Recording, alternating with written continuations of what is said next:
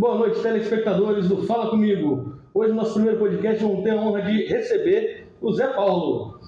Boa noite, Paulo Neto. Boa noite a todos do canal. É um prazer estar aqui, a gente poder estar dialogando, interagindo aqui com vocês. É um prazer, espero que vocês gostem da nossa diálogo aqui.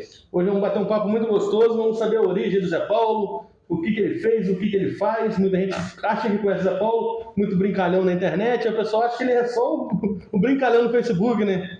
É isso aí, Paulo Neto. Então, eu sou nascido e criado, aqui na fazenda do Malacaxeto aqui, nascido e criado na roça. Até os meus 13, 14 anos eu fiquei na roça, fui lavrador, ajudava meu pai na roça, que meu pai era retireiro lá na fazenda do Dr. Monteiro, do saudoso Dr. Monteiro lá na roça. E eu fui interagindo, estudei na fazenda São José, logo após ter terminado esses estudos lá que não tinha a série que eu estudava. Aí eu vim para a rua para estudar no Rio da Veiga. Era uma caminhada longa, porque a gente não tinha transporte como os alunos hoje têm. Hoje os alunos são os privilegiados com transporte rural. Na época nós não tínhamos e tinha que ir andando a pé ou de bicicleta, mas de uma forma ou outra nossos pais davam condições de chegar até a escola aqui para o nosso aprendizagem e o bem-estar. E para quem não sabe, onde que é a Fazenda Malacaxeto? Bom, a Fazenda Malacaxeto é aqui, Fazenda da Barra ali, antes de chegar a Fazenda São José, dobra ali à direita, e fica ali dentro, ali perto do Capanema ali. Então é uma fazenda muito conhecida, onde na época tinha muita agricultura, muitos animais, e o meu pai sempre foi retireiro, na linguagem popular, aquele que tirava o leite, e interagia muito. Eu e meu pai, a gente se interagia muito e trabalhava bastante ali na roça, nas plantações, na colheita dos alimentos, tirando leite, e era bem gostoso. E como é que foi a sua infância? Você brincou muito ou mais trabalhou? Jogava bola? Então, Paulo Neto, a minha infância foi uma infância assim, bem maravilhosa, bem divertida e saudável, Aquela época que realmente, quando os mais velhos só nos olhavam, que assim a gente já entendia qual era o recado, E eu gostava muito, E eu me lembro que teve uma época, que eu vinha para a rua estudar e saía cansado da escola, na volta para estudar, para casa, como não tinha nenhum transporte, A gente pegava aqueles animais da estrada e ia embora nos animais, e aí depois a gente tocava o animal para voltar para o dono, era divertido, o dono sabia que a gente fazia isso, hora de bicicleta, e foi assim uma coisa muito saudável, muito, muito boa mesmo, era muito brincalhão, entendeu? E gostava de interagir com as pessoas, que a gente adentrava nas casas, que a gente parava na estrada para conversar, pegava carona no caminhão do leite, porque realmente não tinha esse transporte que hoje tem, mas foi uma infância assim, muito gostosa, e eu tive a honra e o prazer de ser doutrinado por duas pessoas, meu saudoso pai e saudosa minha mãe, que realmente teve assim, um discernimento para me dar uma educação, um ensinamento. Se eu falei algumas vezes, não foi por falha deles, porque eles doutrinaram bem, mas a minha infância, eu digo que foi uma infância muito boa e sinto saudade da minha infância. Você falou e acabou que não me respondeu. Você jogava bola quando era criança? Sim, mas aí, veja só, na roça, a nossa recurso para jogar futebol era aquele aos domingos de brincar ali no campo, que era um campo que tinha, um campo pequeno, a gente reunia aquelas famílias, os pais levavam os filhos para jogar futebol. Quando eu sempre gostei de futebol, meus pais sempre me davam bola de presente de Natal, mas eu comecei mesmo a interagir, a brincar com bola e gostar mesmo do futebol, foi quando eu vim para a rua. Você veio para a rua quantos anos? Eu vim para a rua, comecei a estudar aqui com meus 12 para 13 anos. Aí seu pai também, sua mãe veio para a rua ou você... Não, ele ficava na roça, eu tinha que estudar e vim estudar. E no horário do recreio, aqui no Rio da Veiga, a gente poderia brincar, de bola, e quando saía a gente ia para o campo do Goiabal, que eu tinha um campo ali no Goiabal, a gente brincava. Onde é hoje a igreja do Sami? Não, antes, ali naquela... Perto do Jarola, então. Isso, ali tinha um campo ali. Dona Maria, isso, a gente jogava futebol ali. E tinha aqui, onde era a quadra aqui, essa quadra aqui em Vão Mansur, ali tinha um campo também, onde a gente poderia estar brincando futebol. E muitas vezes meus pais vinham me buscar, porque eu passava do horário, e eu estava ali brincando com o pessoal e adorava, sempre gostei muito do futebol. Eu fico, às vezes, conversando com um amigo ou outro, eu penso que, para mim, um dos problemas hoje do mundo, assim, da educação para o jovem está se envolvendo muito com droga, com álcool muito cedo. A falta num campinho. Você não vê. Onde tem um campinho pro ciclo hoje? Então, uma quadra aberta. Não então, tem. Colonete, e isso repercute aonde? No futebol profissional. A gente perdeu a criatividade. O brasileiro perdeu a ginga, a malemolência, ficou tudo robotizado, porque não é a base é importante, mas eu acho que é importante mesmo o moleque ali, quando ele sai com seus 5, 6 anos de idade, brincar com a bolinha no meio da rua, já pega aquela ginga, poder driblar um mais velho, um mais durinho que tem lá. Colonete, é incrível que qualquer país que você visita, que você está fora do Brasil, e quando você fala do Brasil, as pessoas falam, às vezes, 3 nomes. Futebol, Pelé. Hoje em dia fala muito Neymar, hoje em dia. Neymar, entendeu? Kaká, entendeu? E é isso, nós temos Ronaldinho, entendeu? Então, quer dizer, nós somos conhecidos lá fora como o país do futebol. E esse país do futebol, nós somos conhecidos lá fora, aqui nós perdemos essa criatividade. Perdeu a essência, né? Perdeu a essência. Por quê? Porque você conseguia descobrir, você conseguia pegar o jogador naqueles campinhos de pelado, o jogador mostrava a criatividade dele. Então, hoje, o que se faz? Hoje, além de você não ter esses campos para as crianças, para os jovens brincar, hoje o que fizeram? Como você falou, robotizaram muitas crianças. Hoje, nada contra quem faz, mas tipo assim, hoje eles pegam um jogador às vezes com 9, 10 anos, já quer botar o jogador para fazer circuito, já quer fazer o jogador para fazer uma atividade física, você está entendendo? Então o jogador ele vai consumindo ele ali, ao invés de deixar ele mostrar a criatividade dele, para quando chegar lá que ele tiver com 16, 17 anos, implantar isso para ele. Então hoje isso é implantado muito cedo, e isso robotiza muito o jogador, por isso nós perdemos a essência e perdemos os craques, né? Porque hoje você não vê, nós não temos um camisa 10. O Brasil foi tradição em que? No camisa 10 e no camisa 9. E hoje na seleção nós não temos um camisa 10, aquele que faz a diferença, e nós não temos um camisa 9. Hoje no Brasil não tem camisa 10. No Brasil não. Vai pegar um ou outro ali, mas aquele 10 clássico mesmo, você vai pegar um exemplo, o Ganso. Exatamente. Tá mortinho, não quer jogar bola. Sabe jogar, mas eu acho também que a tática hoje em dia do futebol não deixa o 10 também parecer muito. Porque onde o Brasil perdeu muito? O Brasil perdeu muito porque o Brasil, de uma forma assim, eles que copiar muito o futebol europeu. Logicamente, o futebol, você tem que evoluir do futebol, mas sem tirar a criatividade do seu jogador. Eu acho que o jogador brasileiro, ele tem criatividade própria. O Brasil, ele tem condições, pelo talento que tem, nato, ele tem condições de, lógico, adequar o futebol mundial, né, se atualizar, sem fazer com que os jogadores percam a qualidade individuais dele e a forma dele jogar. Então, hoje, muitos jogadores, o que faz? Primeiro, quando ele sai do Brasil, que ele vai para a Europa, ali ele já deixa assim, ele tem que ser uma máquina de fabricar dinheiro. Ele tem que ser uma máquina. Então, para ele ser essa máquina de fabricar dinheiro, muitas coisas tira do jogador para acrescentar o que eles querem.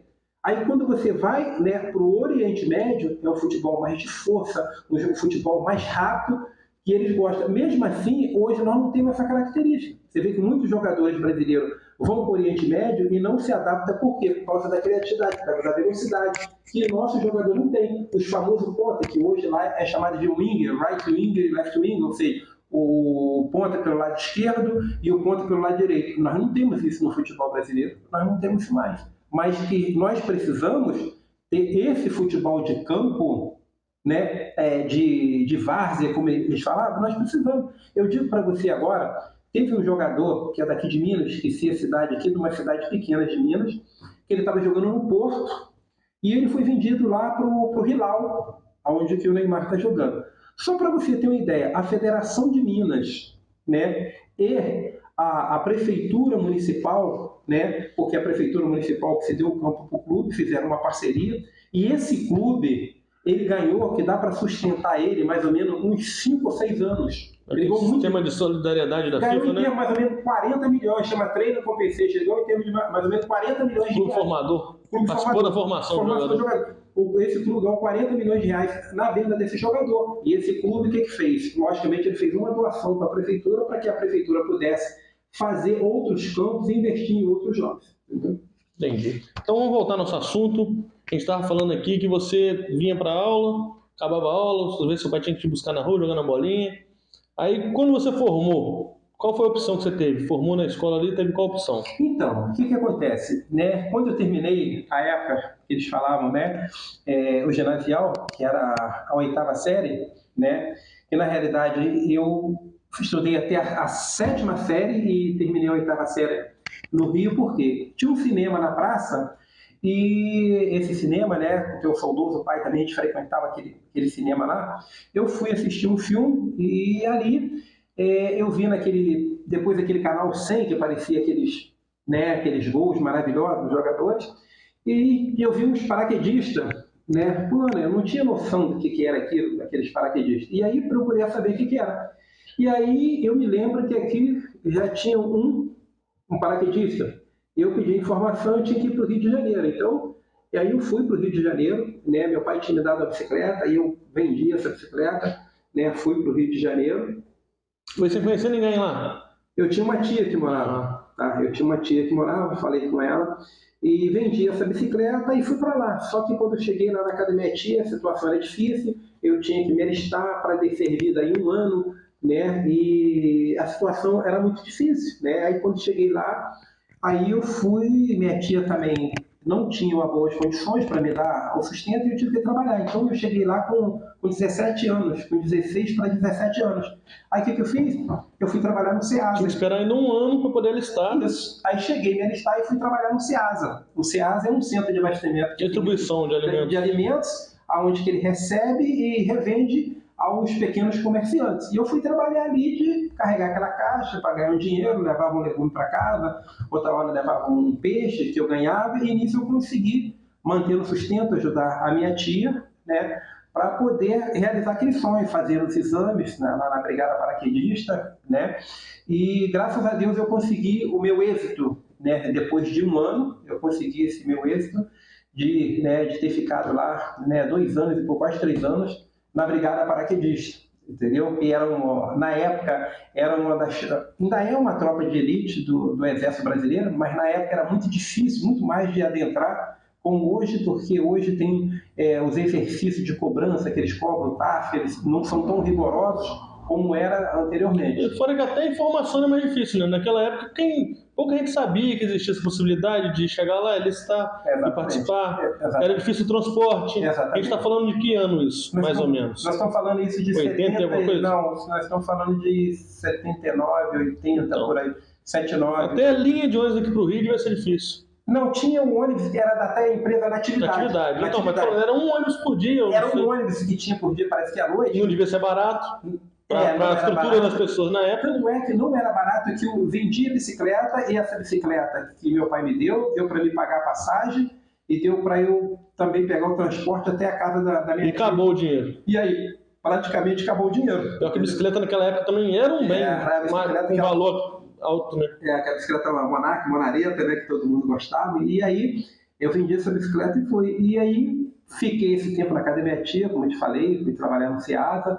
E aí, faltando assim, teve um período de, mais ou menos, faltando uns 4 ou 5 meses para eu me incorporar na Brigada Paraquedista, né? A pessoa que eu trabalhava no Irajá disse, olha, a gente vai ter que cortar aqui, e você saiu, que era muito franzino na época, né? Mas fiquei lá uns 7, 8 meses, e aí eu falei, nesses 4 meses eu vou ter que me virar. Você não conseguiu incorporar, né? Não, eu ia me incorporar há 4 meses, ainda não tinha me incorporado, foi onde que eu saí do SEASA, já deixei de trabalhar no SEASA, eu tinha 4 meses para me incorporar. Eu falei, eu tenho que ganhar um dinheiro. Surgiu a oportunidade no outro dia para trabalhar de quê? De vendedor de gás, entregar gás.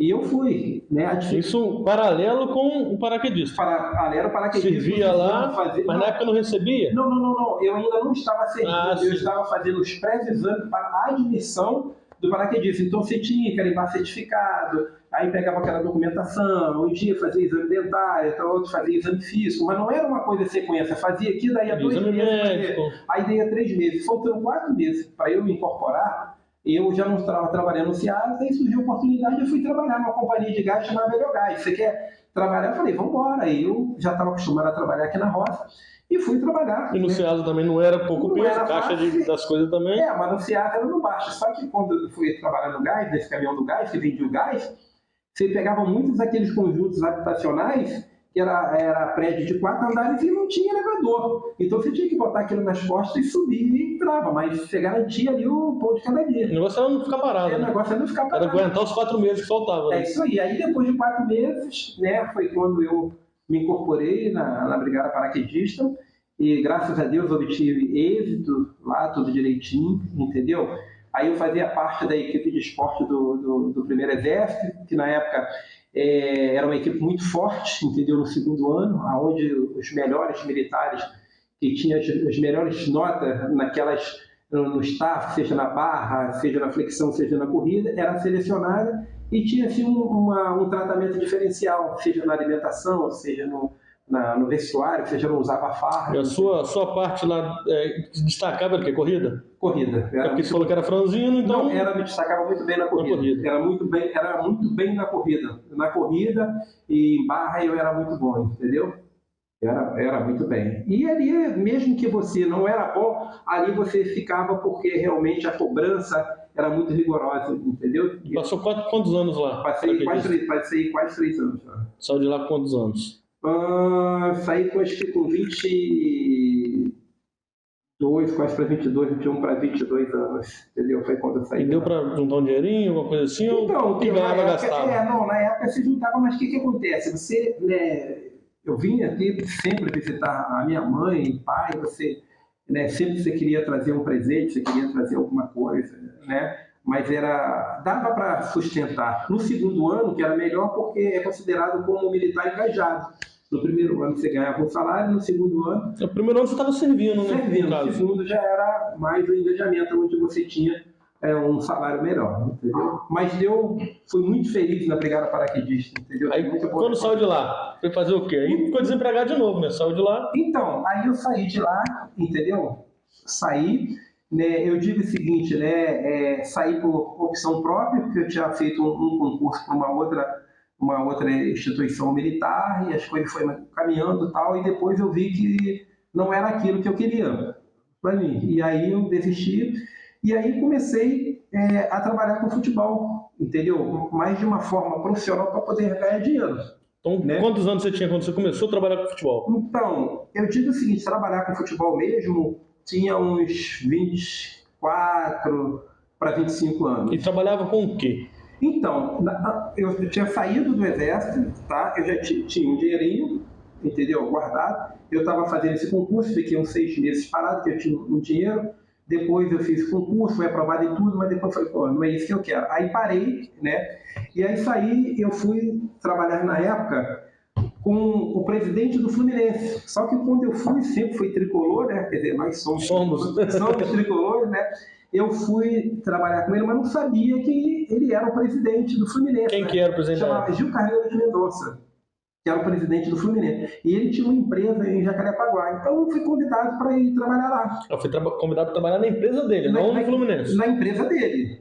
Fui convidado para trabalhar na empresa dele. Só que eu não sabia que era presidente do Fluminense. E a empresa era de quê? A empresa dele era uma prestação de serviço, entrega de materiais, todo tipo de materiais de limpeza para os condomínios e grandes empresas. Ele entregava assim a varejo, ele entregava no atacado, as grandes empresas entregam. Eu era aquele cara que fazia aquele controle. Não, inicialmente eu comecei como entregador, né? Aí depois eu passei como um conferente, né? E aí depois as coisas foram melhorando, fui crescendo dentro da empresa, aonde que ele viu meu dinamismo dentro da empresa e um dia eu fui fazer uma entrega e era dentro do Fluminense, na Laranjeira. E aí eu fiquei encantado com aquilo ali, né? Dentro do Fluminense. Foi onde ele me fez o convite. Você era tricolor desde criança? Desde criança. Sua família, seu pai, tricolor, mãe? O meu pai, tipo assim, ele gostava muito do Fluminense, Eu comecei a torcer pro Fluminense por causa do meu pai, porque ele me deu um copo do Fluminense, com aquele escudo. E eu me lembro que na época eu jogava Rivelino, jogava Paulo César, né? Jogava Dorval, Miguel, o Fluminense, Rodrigues Neto. Paulo Vitor, goleiro? Não, era o Félix.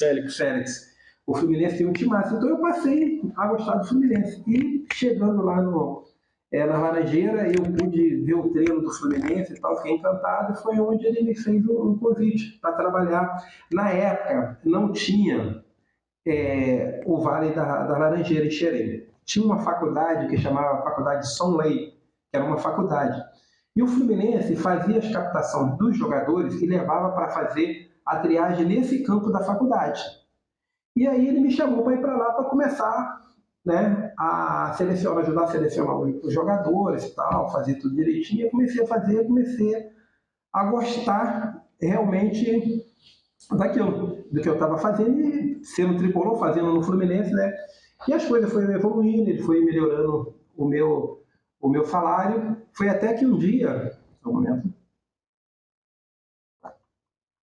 foi até que um dia eu vim em Porciúncula, né? O nosso professor Peçanha falou comigo o seguinte, ó, nós temos um jogador aqui, esse jogador, ele é muito bom, um jogador franzino, um jogador muito bom, que é de Purilândia, que era o Naldinho.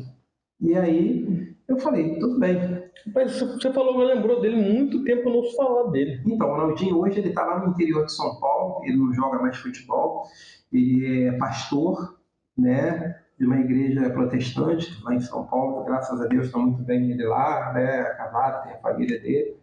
E aí o Naldinho foi um jogador assim, espetacular, além de tudo um cidadão maravilhoso, como pessoa é importante, porque às vezes você, para ser um bom atleta, você tem que ser uma boa pessoa, você tem que ter uma boa índole, porque às vezes mesmo que você seja um bom jogador, o convívio na frente, se você não tiver boa índole, não for um bom caráter, você não vai chegar, eles vão te deixar de lado. Tem que ser muito fora da curva para poder conseguir se formar um caráter. Exatamente, você tem que ser para você se... Tem que ser camisa 10 da seleção para ser. Exatamente, para ser do teu jeito, você tem que ser o melhor de todos. Se você não for, você não vai chegar.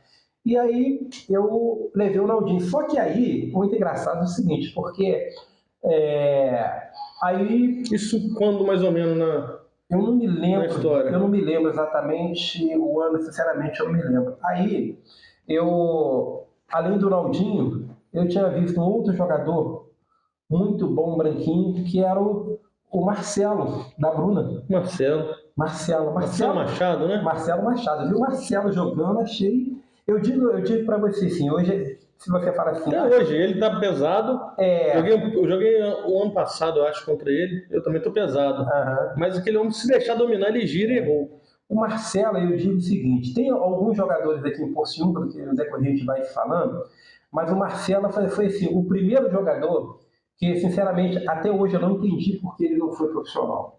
Porque o Marcelo é um atacante diferenciado, é um atacante clássico, ele tinha alegria nas pernas, é um cara fora de série jogando. E eu levei o Naldinho e levei o Marcelo. Eu vou fazer teste do Fluminense. Levei fazer teste do Fluminense.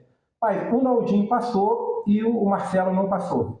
E aí o Marcelo, né, voltou e continuou aí, deve ter feito teste em outro clube, mas o Marcelo, para mim, foi assim... O primeiro que, assim, sinceramente, eu não entendi o que então, hoje, se o zagueiro demora pro Marcelo, hoje ele guarda. Entendeu? O Marcelo... Isso que não é atleta mais, já tá com a idade mais avançada, aí se demora, ele guarda. O Marcelo é realmente um jogador fora de série na época. E aí, começou com o Naldinho. E aí, quando eu coloquei o Naldinho lá, que eu comecei a gostar, eu cheguei pro vice-presidente e falei com ele. Eu falei, olha, eu gostei dessa função, eu trouxe um jogador e tal... Aí ele falou, não tem problema não, você pode ficar aí mais um ano, você pode ser o agente dele, não tem problema, mas daqui a um ano, se você quiser começar a ser agente de futebol, aí eu tenho que cortar o vínculo com você do clube, porque não tem como você ser agente e trabalhar aqui dentro do clube. Aí eu falei, perfeito. Aí depois de um ano, eu realmente saí. Mas nesse meio tempo de um ano, chegou a levar alguém mais daqui para lá? Foi aí quando surgiu, vou te falar quem foi que surgiu depois, espera aí. Eu estou tentando colocar aqui, mas eu acho que foi Carlos Américo. Carlos Américo goleiro. Carlos Américo goleiro. Grande goleiro também. Até hoje está agarrando ainda. O Carlos Américo e tal. Só que eu não conhecia o Carlos Américo, né? E aí o Valdo trabalha ainda na rodoviária, não conhecia o Carlos Américo, né?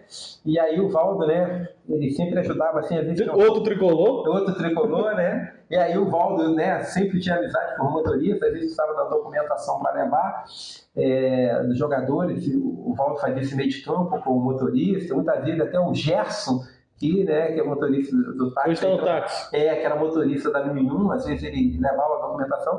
E aí eu falei, Valdo, eu não conheço o goleiro, como é que ele é? Ele falou, você vai fazer o seguinte, o Valdo, aquela brincadeira, ele é um goleiro baixo, ele não é um goleiro alto. Ele deve ter aí 1,60 m e pouco, 1,70 m. Eu falei, pô, mas não é possível.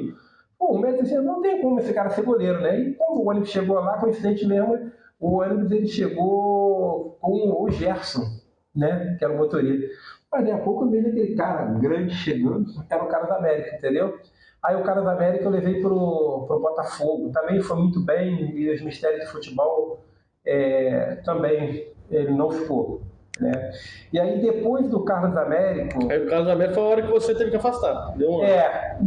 não foi do Carlos Américo, foi no. Eu estou tentando ver aqui, teve um outro que eu não sei se foi o Bruno, escolheu lateral esquerdo, acho que foi da Marcelena.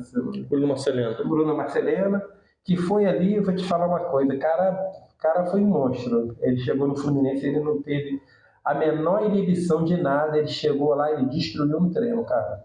Foi muito bem no treino. Foi outro também que eu não entendi porque não foi profissional. Essa é uma segunda frustração que eu não entendi porque ele não foi profissional, porque ele jogava muito, entendeu? Quando ele foi lá. Aí depois, eu acho que surgiu, foi o Loló. E aí no Loló eu tive que me afastar do Fluminense. O Loló você levou ele no Fluminense também? O Loló foi no Fluminense. Ele passou? Não, eu acho que antes do Loló, acho que foi o Hernani que eu levei. Foi o Hernani. Engraçado que eu vi no tiro de guerra, tinha uma competição, e aí tava o Hernanci também estava jogando. O Hernanci muito rápido, né? E eu olhei pro Hernanci, mas no final eu decidi ir lá pelo Hernani. E a lenda diz que o Hernanci jogava 2 vezes mais, né? Cara, deixa eu te falar, o Hernanci é um jogador, na época quando eu vi jogar, era um jogador que hoje ele jogaria fácil. Porque ele sempre, né? Até hoje tem um físico. Tem um físico, entendeu? Não tem forma. Avantajado, eu digo assim, na performance física dele, né? Tá muito bem. E hoje ele jogaria tranquilamente. Então eu levei o Hernani Fluminense, só que o Fluminense na época, o Hernani chegou, o Fluminense estava na 3ª divisão. 99. Acho que é isso. 99. Não foi 3ª não, peraí. Foi 2ª, 98 ou 97? Não, acho que foi depois, acho que foi 2ª, não foi 3ª, foi 2ª. Foi 2ª. Ele chegou no Fluminense, acho que foi 2ª divisão, que o Fluminense estava mal. Quando o Ronaldo estava lá goleiro? Acho que foi depois. Então foi 3ª. Ronaldo ganhou 98. Ronaldo jogou a gente para 3ª. Ele pega e põe a bola lá dentro. Eu não tô, sinceramente eu não me lembro. E aí, não tinha local na concentração para o Hernani ficar. E aí o Hernani voltou. Isso que ele voltou, e aí eu já perdi assim, aquele contato maior com o Hernani, aí ele foi para outro clube, chegou aonde chegou. E aí depois do Hernani, deixa eu ver qual foi o outro jogador daqui que eu levei. Aí depois teve o Loló, que eu levei o Loló, mas o Loló, aí ele foi para o Fluminense, e chegou no Fluminense, ele não foi muito bem, e aí depois ele chegou no Flamengo e já foi bem, entendeu? Chegou no Flamengo, ele foi muito bem no Flamengo, tanto é que ele foi federado pelo Flamengo, ficou um tempo no Flamengo, entendeu? E aí a gente se distanciou, também na época eu não tinha a maturidade profissional que eu tenho hoje, a gente estava começando... Tinha nos contatos também, né? Porque o futebol hoje são duas coisas, você tem que ter a mercadoria e você tem que ter o contato. Porque se você tiver o contato e tiver mercadoria, não adianta nada. Se você tiver mercadoria e não tiver o contato também... Também não resolve, né? Então, aí ele foi pro Flamengo, e depois do Flamengo, se não me engano, isso aí ele chegou para ir pro Botafogo também, o Loló, e depois a gente perdeu o contato. E aí depois, tem uma série de jogadores que eu levei. Para você ter uma ideia, teve um jogador que eu levei ele para lá, e ele foi aprovado, só que na época ele estava federado no Goitacás, né? E ele não pôde ficar, que é o nosso amigo Luciano Goleiro.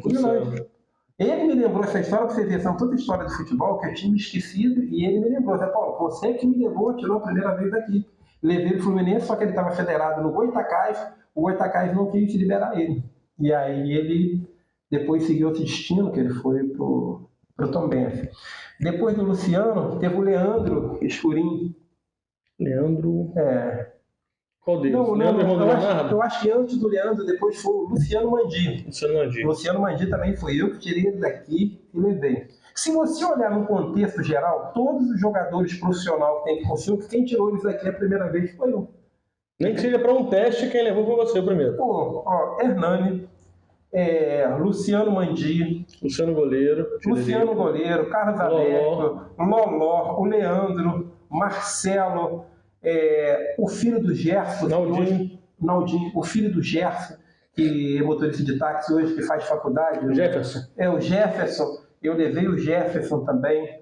Sabe, tem outros aí que eu não estou assim, me lembrando, mas a maioria deles foi eu que tirei daqui e, graças a Deus, pude levar para... Isso me deu uma base de interpretação. E vale lembrar que, tipo assim, muitos desses jogadores não estavam aqui para saber quem era o jogador.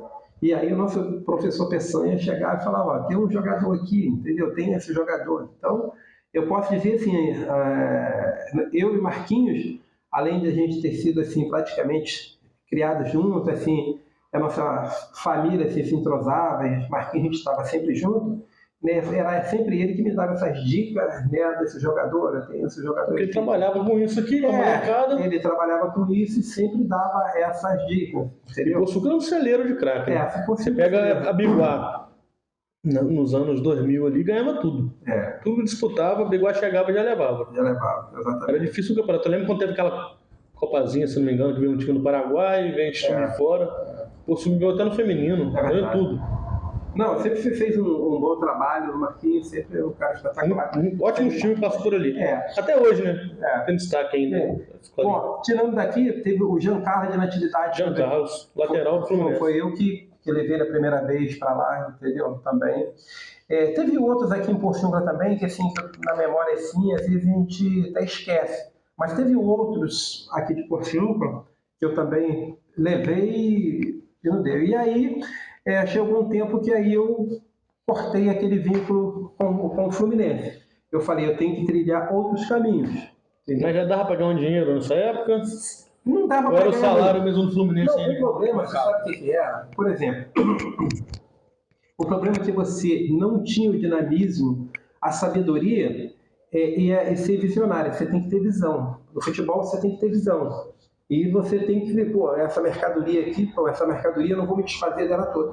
Hoje não está rendendo, mas na frente isso aí vai... Exatamente. Essa mercadoria aqui, eu vou me desfazer dela 50% aqui e eu vou ficar com 50%. Que vai valorizar. Vai valorizar. Antes, eu não tinha essa sabedoria. Hoje os clubes fazem muito isso. Vai vender um jogador jovem, não, vamos vender 80%, vamos manter 20%. Exatamente. Ou faz até que, eu já vi jogadores ser vendido com aquele contrato de, acho que mais valia, não sei se você fala, que tem um percentual sobre a diferença da compra para venda para o próximo clube. Exatamente.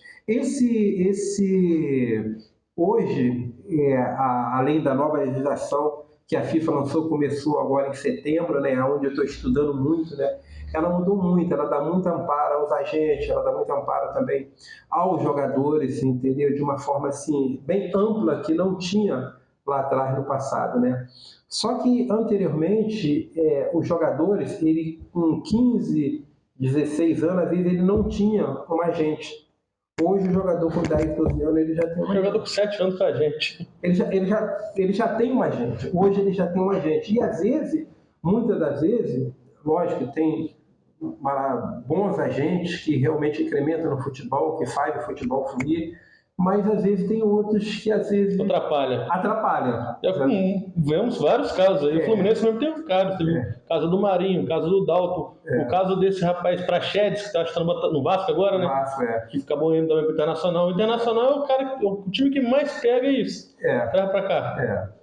Mas eles têm assim uma visão muito grande desse jogador. Hoje, tem muitos jogadores que às vezes são dispensados no clube, às vezes falam assim, mas por que esse jogador, por que estava nesse clube e nesse clube ele não caminhou, nesse clube ele não venceu, por que ele foi estourar no outro clube?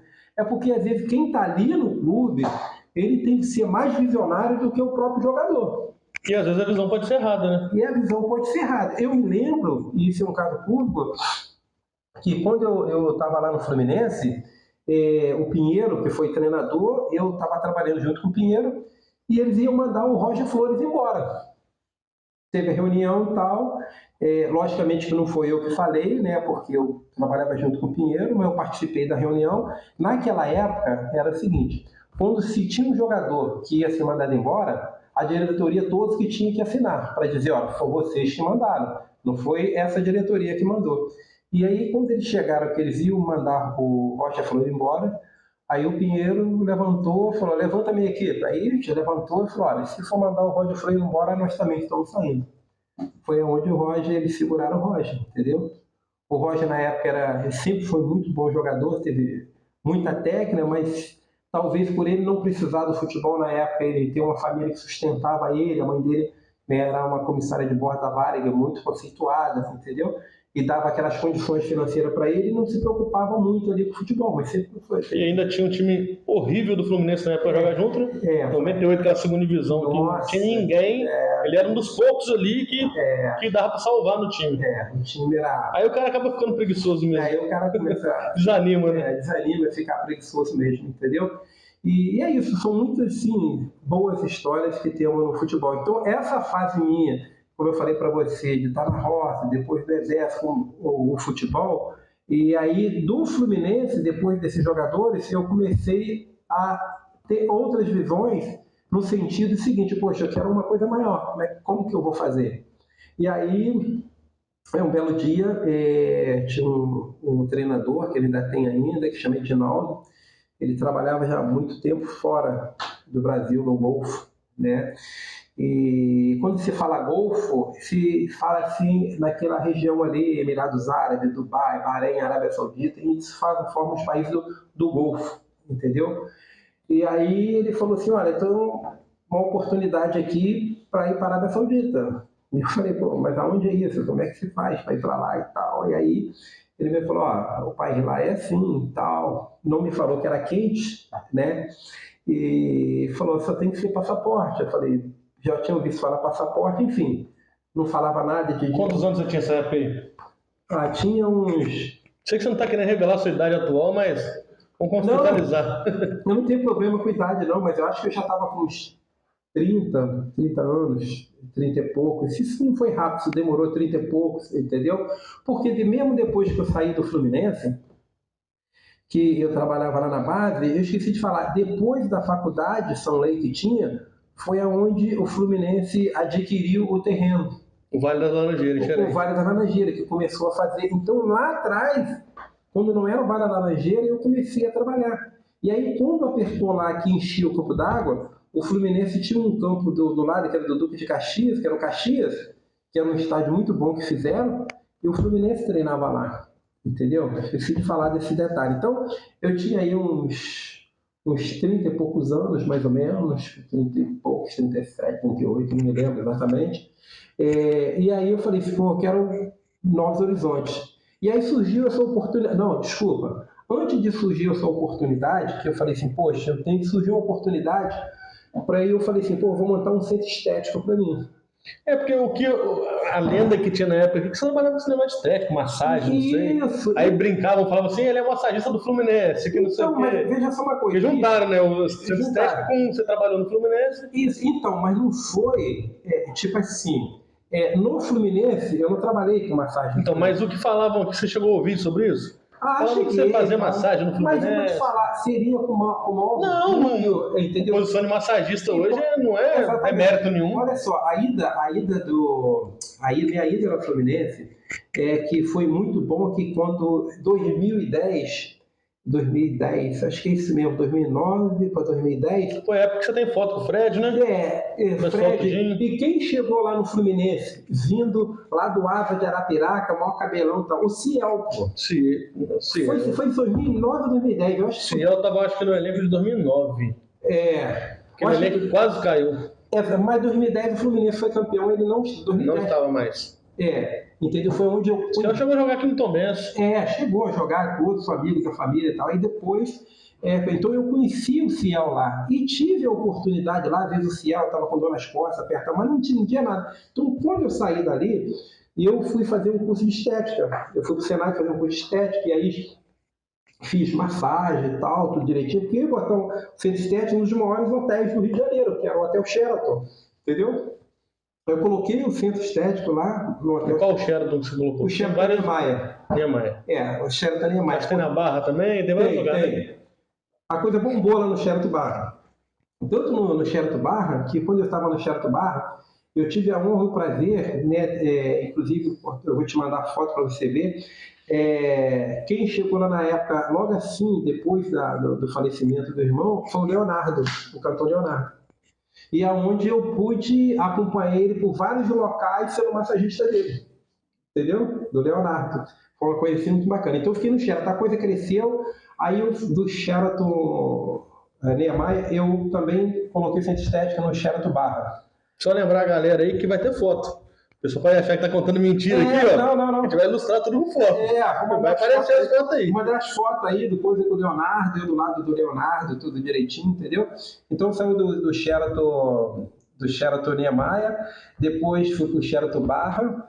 Do Sheraton Barra eu tive o hotel Marina Palace, onde sempre tinha um cursinho com esse aqui, que sempre ia lá, que estava fazendo o curso e almoçava lá, que é o Silvinho Prevato. Silvinho Prevato. Estava sempre lá, horário do almoço, Silvinho veio. Silvinho que você tem uma amizade grande com ele, né? Silvinho é um cara irmão, entendeu? Sou eu mesmo para aturar o Silvinho, entendeu? Sou eu mesmo. Não te aguenta na bicicleta, não aguenta na caminhada? Não, ele é fraco, entendeu? Na academia não aguenta? Na academia ele fica mais tempo conversando. Silvinho, vamos pedalar. Hoje eu estou com o calcanhar doendo. Entendeu? Silvinho, vamos fazer uma corrida, eu não estou com o braço doendo. Parece que ele vai correr com o braço, ele vai correr com o pé. Entendeu? Ele corre com o pé. Mas é um grande irmão que eu posso dizer, que a Bíblia diz que tem amigo mais chegado que irmão, e eu posso dizer que ele é um dos meus amigos que eu tenho aqui em Poço. Então o Silvinho ia sempre lá para pegar aquele almoço e tal, tudo direitinho.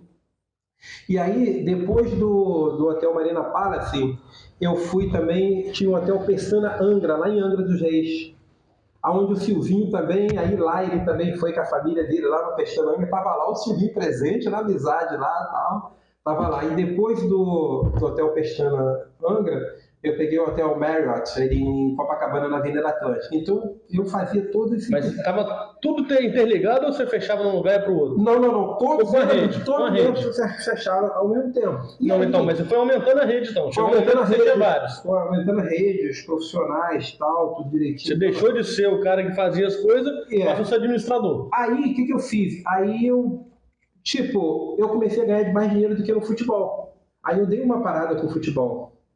Eu comecei a ganhar mais dinheiro que o futebol, eu dei uma parada no futebol. E aí, o que acontece? Eu não tinha a visão que eu tenho hoje, porque o homem ele precisa de visão. Se ele não tiver visão, ele não vai chegar... Eu acho que é tudo com o tempo também. Com o tempo. A gente tiver com a visão muito nova, a gente não vive também. Eu digo o seguinte, eu não tenho tudo que eu quero, eu tenho tudo aquilo que Deus me proporciona naquele momento que eu preciso, ele vai suprir a minha necessidade a cada dia. Então, tipo assim, eu comecei a ganhar muito dinheiro assim nos hotéis, e acabei esquecendo o futebol um pouco, entendeu? Deu um tempo para o futebol um pouco. E aí as coisas foram... você vai adquirindo recursos, você vai ganhando dinheiro, você começa a viajar, você começa a fazer novos horizontes, você começa a fazer novos contatos e tal. E chegou uma época que eu falei assim, eu quero voltar para o futebol. Aí eu fui encerrando o contrato de cada hotel e tal, entendeu? As pessoas trabalhavam comigo, eram várias pessoas, aí encerrei tudo quanto eu falei, vou voltar para o futebol.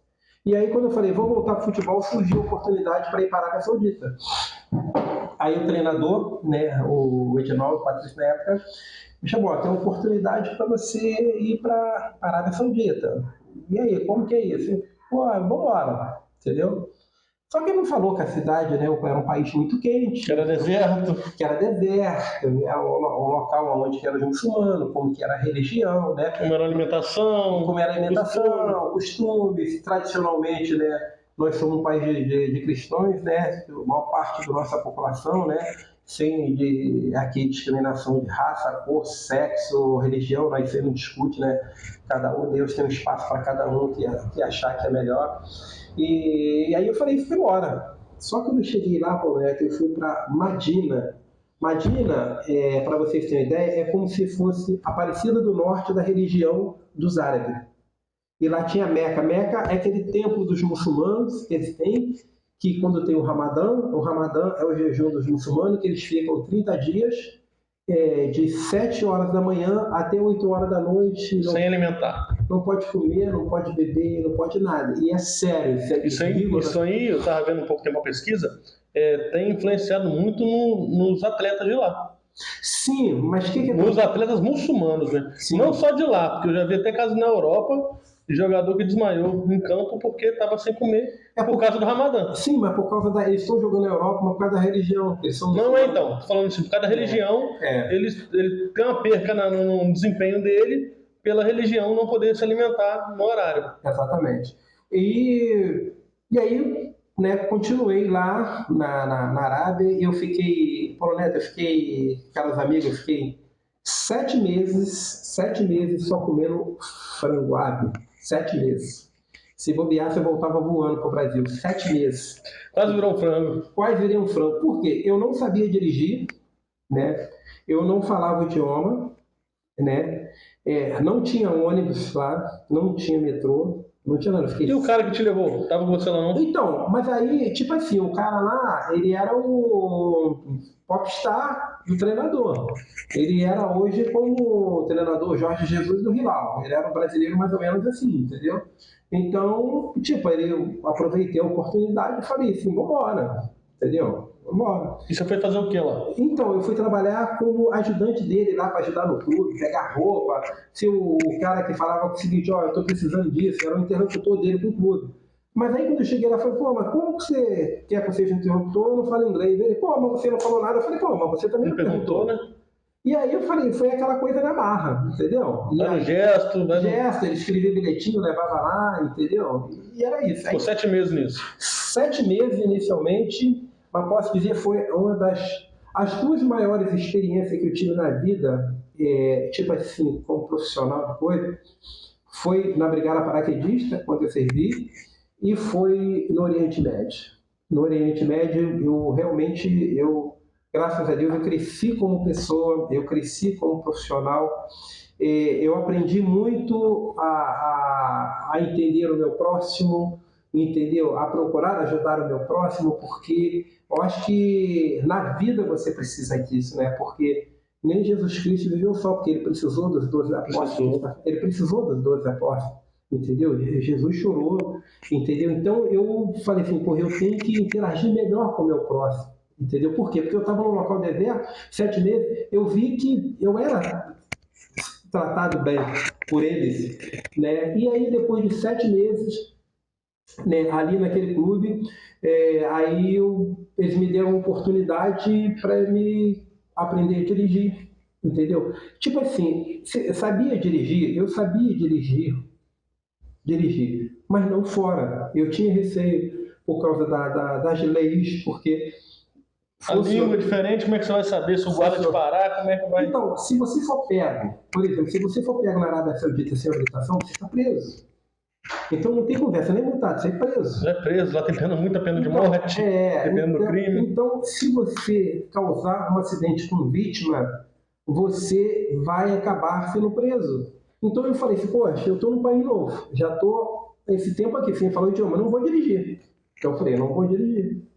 Então passou esses 7 meses e eles me deram a oportunidade de dirigir. Daí eu expliquei para eles, começaram a me ensinar a dirigir ali dentro, começaram dentro do clube, que era bem grande o estádio deles, começou a me ensinar a dirigir e tal. E aí esse treinador, ele foi para um outro clube, era o clube o Al-Ansar. E aí nesse clube Al-Ansar foi onde eu empreguei meu primeiro jogador no Oriente Médio. Ele chama Tatá. Tem um Tartar que jogou no Fluminense, que não é o Tartar, ele se chama Tatá. Que o irmão dele é o Jean Silva, que é um jogador rápido que jogou aqui no Tombense, o magrinho, jogou aqui no Tombense aqui. Então, o meu primeiro jogador que eu levei para a Arábia Saudita foi o Tatá. E como é que surgiu a oportunidade de você levar para lá? Então, o que acontece? Eu tinha feito, né, quando trabalhava no Fluminense, fazendo vários contatos com algumas pessoas, né, no futebol, e as pessoas na época não era bem interagir a questão do WhatsApp, na época era o Orkut, né? Você tinha o MSN, MSN, tinha o Orkut e tal, então você interagia por ali, pô, você tá muito na Arábia, tem um vídeo de um jogador aqui e tal, muito bom, um jogador muito rápido. Quando eu peguei o vídeo e mostrei para o manager do clube, o manager do clube falou o seguinte, eu quero esse jogador eu quero. E aí eu não sabia os procedimentos, aí me orientaram como fazer essa transferência, saber se o jogador estava livre, se não tivesse, o clube interagir com o clube, que na época ele jogava na Portuguesa de Desportes, né, para fazer a transferência dele, pagar a rescisão, né? Aí fiz tudo e levei o Tatá para lá. O Tatá, graças a Deus, foi muito bem lá, me deu um retorno muito bom. E aí eu tomei gosto do negócio. Mas foi a primeira vez que entrou um dinheiro legal. Pô, foi a primeira vez que eu posso dizer de tudo, porque no Brasil também não entrava um dinheiro. Não levava o cara e tal, muitos não ficavam. Aí o Tatá, então, foi o primeiro que colocou o cascalho no bolso. O Tatá foi o primeiro que botou... Falou, é isso que eu quero na minha vida. Eu digo o seguinte, o primeiro dinheiro mesmo do futebol que eu ganhei, vale, assim, retificar aqui, que foi com o Eduardo Duran. Porque eu trazia jogadores do Nordeste e trazia para o Eduardo Duran. E o Eduardo Duran sempre foi muito generoso e me gratificava com isso. Então, o primeiro dinheiro que eu ganhei no futebol assim mesmo foi com o Eduardo Duran, com o jogador. Depois, profissionalmente, que eu ganhei realmente dinheiro foi com o Tatá, lá nesse clube no Al-Ansar, da Arábia Saudita, que foi uma coisa assim, muito legal quando ele chegou no aeroporto, a chegada. Ele estranhou muito porque todo árabe... quando ele te oferece flores, né? Aqui as pessoas estão muito conhecidas, mas quando ele te dá uma flor, ele te dá um beijo no rosto, é porque ele gostou muito de você. Ele quer você ali do lado dele, quer que você faz parte daquele convívio dele dia a dia. E aí o Tatá ficou lá um bom tempo com ele, ficou lá um ano, ganhou um bom dinheiro também, ganhou um bom dinheiro. Só que nisso surgiu a oportunidade que esse treinador foi para outro clube e eu teria que ir. Eu fui com ele para lá também. Mas nisso eu já estava com dinheiro. E aí cheguei para ele e falei, poxa, eu quero trilhar esse meu caminho de agente de jogador, começar a trazer jogadores para cá. E aí ele falou, não tem problema não, eu te apoio sem problema nenhum.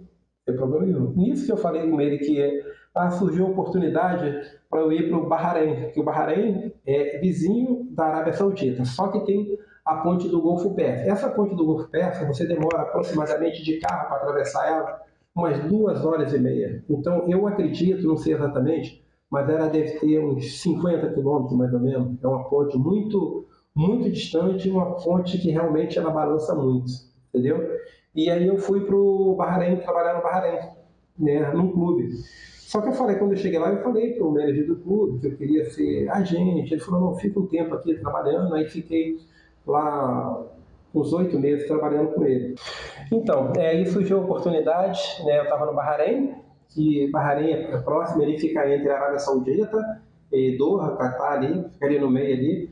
Aí surgiu a oportunidade, me pediram um meio para levar um meia lá para esse clube, o Shahrani, um clube da segunda liga lá dos Emirados Árabes. E aí quem que eu pensei? Pensei no Hernani, né? Aí fizemos contato aqui tudo direitinho, em parceria com outra gente de lá. O Hernani estava onde na época aqui? Então, na época o Hernani estava sem clube. Foi quando ele saiu do Figueirense? Eu acho que foi quando eu estava no Friburguense, alguma coisa assim, que ele chegou para o Friburguense. Eu não me lembro se era o Figueirense. Acho que por aí, alguma coisa assim, entendeu? E aí surgiu essa oportunidade de levar o Hernani para lá.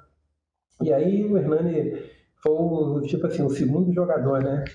Que levei para lá. Aí você levou um com nome, né? Aí o Tatá reservado todo. Não, nada contra o rapaz, mas assim. Aí você levou um jogador de Vasco da Gama, seleção sub-20. Vasco, entendeu? Veio para o Vasco como o Kaká do Nordeste, eu lembro a capa do jornal Lance, Kaká do Nordeste. Levei o Hernani para lá e graças a Deus o Hernani foi muito bem na coisa. Aí na segunda ele subiu com um time lá e aí depois não ficou 2 anos e pouco lá. Por que não ficou lá? Dizem o que o assunto rolou aqui foi porque lá tem negócio de extracomunitário no jogador e que ia estourar a quantidade de jogadores, então ele teria que sair. Hoje, você pode colocar uma equipe profissional da Série A, você pode colocar 4 jogadores profissionais acima de 20 anos, 4 profissionais, você pode colocar 3 jogadores sub-20. Na segunda liga é o contrário. Você pode colocar 4 jogadores com menos de 20 anos e pode colocar 2 profissionais. Só que muitos clubes lá do Oriente Médio têm assim, vaidade. Por exemplo, você jogou a Série B, você subiu, poxa, não, mas já não serve pra gente. Tá bom, não serve pra gente. Vamos contratar agora um jogador de Série A. Um jogador de Série A, um jogador com mais renome. E às vezes esse jogador que ele contrata é pior inferior do que, inferior, porque já está entrosado no time, já está entrosado com a cidade, com o local. Exatamente. É pior do que o que estão lá. Eu lembro que ele foi bem lá, né? Fez gol, batia falta. Hernani foi muito bem lá, Hernani foi muito bem e tal. Lá e se adaptou rápido à cidade, entendeu? Embora muito calórico, né? Porque tem um período lá dos 4 meses que realmente, como se diz lá, o dragão abre a boca, que faz lá 40 graus, com a sensação térmica de 45 graus. Então é muito bom. Então, nesse período, o que acontece? As pessoas de dia trabalham mais à noite do que de dia. Então a legislação lá muda. Por exemplo, você trabalha mais à noite, e de dia você fica mais de cara, porque realmente o calor não deixa trabalhar. O calor não deixa trabalhar, é muito forte mesmo. Fica aberto as coisas essenciais, supermercado, farmácia, tal, que tem que ficar, que você precisa, entendeu? Mas banco, essas outras coisas, começa a abrir às 18 horas e fica até às 2 da manhã, fica aberto. Então, aí nessa época você assinou como empresário dele ou só levou para lá? Então, por conhecê-lo desde aqui e ter amigo, ficou uma coisa verbal. Entendeu? Uma coisa verbal, mas foi uma coisa assim, tranquila, sem problema nenhum, entendeu? E aí, dali, vamos para o meu terceiro jogador. Aí, dali, do Hernani, surgiu a oportunidade dali para ir para o Irã, entendeu? Que é próximo também, tudo perto. Sair do Irã são 2 horas e meia de voo, mais ou menos, mais 2 horas, 3 horas, 2 horas e meia, 3 horas de voo. E aí foi quando surgiu, né, não fui diretamente, mas indiretamente, o Caetano, foi o primeiro. O Caetano foi o goleiro do Vasco, foi o primeiro goleiro a chegar no Irã, entendeu? Então, aí no Irã, eu fiquei morando num local chamado Anzali. Eu fiquei morando lá 1 ano e pouco, quase 2 anos no Irã. Isso direto lá, sem vir no Brasil ou vinha? Não, vinha no Brasil. E com isso, né, eu comecei já desde a Arábia, Bahrein, Doha, até chegar no Irã, já tinha começado a falar algumas palavras em árabe, né, entendo algumas coisas dentro da linguagem do futebol, quando surge da linguagem do futebol, realmente eu já me perco, né, porque é uma língua muito difícil, né, tanto para falar como para escrever, né, mas aí eu comecei a estudar inglês por conta própria e começar a falar com as pessoas. Falava tudo errado, mas fui aprimorando o inglês. Aprendendo na marra mesmo. Fui aprendendo na marra. Aí fiquei no Irã praticamente 1 ano e pouco. Aí o segundo, terceiro, o primeiro foi o Tatá, o segundo foi o Hernani, o terceiro foi o Caetano. O quarto jogador que eu levei para lá foi o Tadeu, aquele atacante escuro, que jogou no Palmeiras, jogou no São Caetano. Entendeu? Ele foi para lá, já estava com mais idade já. Mais idade, exatamente. Eu lembro do Tadeu no Palmeiras. Aí levei o Tadeu para lá pro Irã. Só que depois também levei um outro jogador lá para lá, brasileiro, chamado Jean Mário, que ele é do interior de São Paulo. Ele jogou lá também, foi muito bem lá no Irã. E aí eu falei assim, eu tinha um sonho que era para ir para os Emirados Árabes, né? Porque Emirados Árabes realmente é um sonho de todas as pessoas, e muitas pessoas querem conhecer os Emirados Árabes. Logicamente que em qualquer país desse do Oriente Médio, qualquer país você tem o lado bom, mas tem aquele outro lado também que ruim. O lado ruim. Ou que as pessoas fazem aquele outro lado ser ruim, entendeu? Porque às vezes o que faz muito uma cidade são as pessoas. Porque a pessoa pensa muito assim, aquela cidade é rica. Não existe cidade nenhuma que só tem rico. Porque tem que ter o pobre para trabalhar para o rico. Exatamente. E lá, o que acontece? Nos Emirados Árabes, tipo o seguinte, se você não quer trabalhar, se você não trabalhar, o governo não vai te ajudar, cara. O governo não vai te ajudar. Você vai trabalhar, se não quiser, o governo deixa você... A morrer de fome. Você tem um sistema de saúde maravilhoso. O sistema de saúde deles lá são muito bons, entendeu? Não... Qualquer hospital que você chega, você faz tudo, desde medicamento e tal, você sai com tudo. Você sai, e se você não tiver condição, tem um carro para te levar em casa. Então o sistema de saúde deles são muito bom. E aí eu fui para os Emirados. Só quando eu cheguei nos Emirados, né, tinha o dinheiro que eu estava ganhando, mas aí o que acontece? Às vezes a vaidade um pouco, né? Pô, você quer ir morar num hotel, você vai no hotel, tal. E aí, quando eu vi, o dinheiro estava acabando. Eu falei, caramba, e aí eu tenho que mudar para um outro hotel. Aí fui para esse outro hotel mais barato. E aí não estava fazendo negócio nem nada, e aí o dia estava acabando, eu falei assim, poxa, comprei minha passagem de volta para voltar ao Brasil. Né? Era tipo assim, eu comprei a passagem para voltar numa segunda-feira. E aí quando foi no sábado, eu recebi uma ligação da esposa do Ciel, da Ruth. Ela falou assim, olha, amanhã vai ter o aniversário do Ciel e eu gostaria que você participasse, que você fosse até lá. Aí, E ele estava onde na época? O Ciel estava no Shabab Al, um clube lá dos Emirados Árabes, entendeu? Ele estava nos Emirados Árabes, no clube Shabab Al.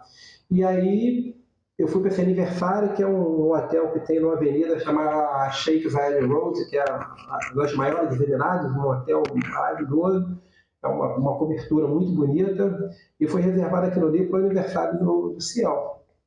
Aí fomos para lá e na época jogava lá o Rodriguinho, que jogava no Corinthians, aquele outro zagueiro, esqueci o nome do zagueiro que jogava aqui no Palmeiras também, aquele menino que jogou no Botafogo, aquele meia muito bom, também esqueci o nome dele, enfim, vários jogadores conhecidos daqui do Brasil que jogavam lá na época. E aí era mais ou menos assim, falei pro pessoal, eu tenho que ir embora porque eu tenho que arrumar minhas coisas, né, por causa do fuso horário, porque segunda-feira eu estou voltando ao Brasil e tal, estou voltando ao Brasil.